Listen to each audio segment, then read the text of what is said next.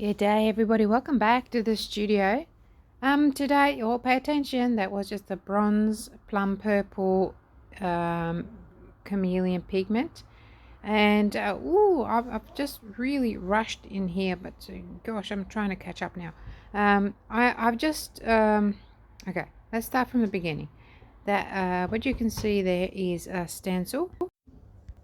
It was square, but I cut around it because I was going to fit it in another mold, but then I decided I wasn't going to do that. I was just going to do it on this plastic sheet. And I'm just using a little sponge and pretty much sponging on the pigment, and then I sprayed it with a little bit of gloss um, varnish.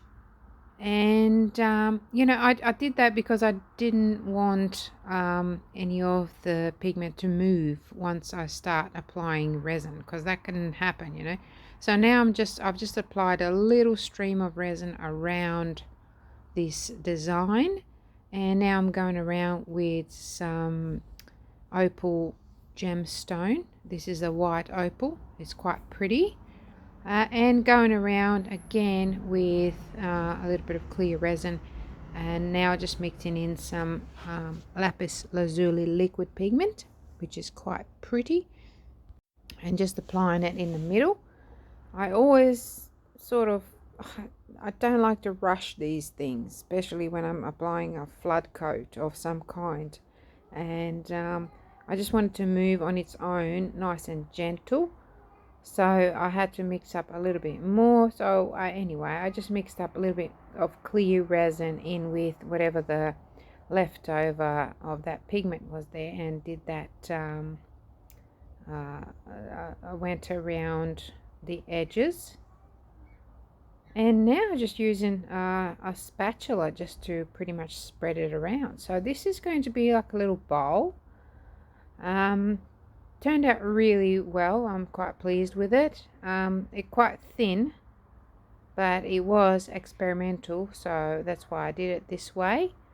And you can't get it any thicker than this when you're applying it straight onto a sheet. If you've got a mold or use some silicone to create a wall, then you can kind of build it up and make it a little bit thicker. But like I said, this was experimental. I just wanted to see how it'll work out, and it worked out quite lovely.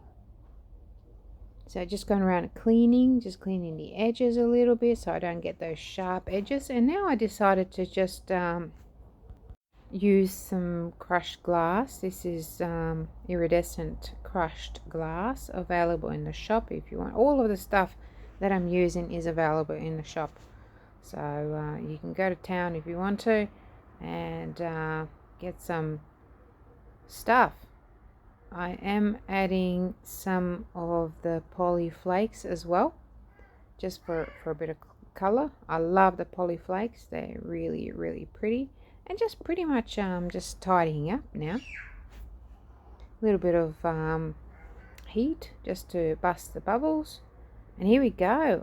I went a little bit ahead of myself here, and it was quite soft still, which is why I've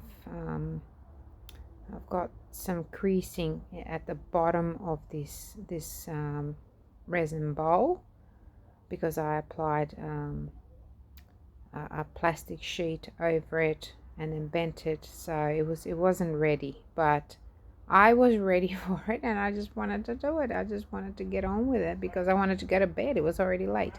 So I just unmolding now, just pulling that sheet off, which comes off really, really easy. Plastic sheets are great to use with resin. Everything sort of comes off really easy. And look at that. Isn't it pretty? Look at that color shift. I really like it. I like the combination of the colors.